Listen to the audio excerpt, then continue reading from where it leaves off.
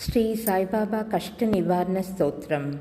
ప్రథమం సాయినాథాయ, ద్వితీయం ద్వారకామాయిని, తృతీయం తీర్థరాజంచ, చతుర్థం భక్తవత్సలే, పంచమం పరమాత్మాయ, షష్ఠించ షిరిడివాసినే, సప్తమం సద్గురునాథాయ, అష్టమం అనాథనాథనే, నవమం నిడారంబరాయ, దశమం దత్తావతారినే.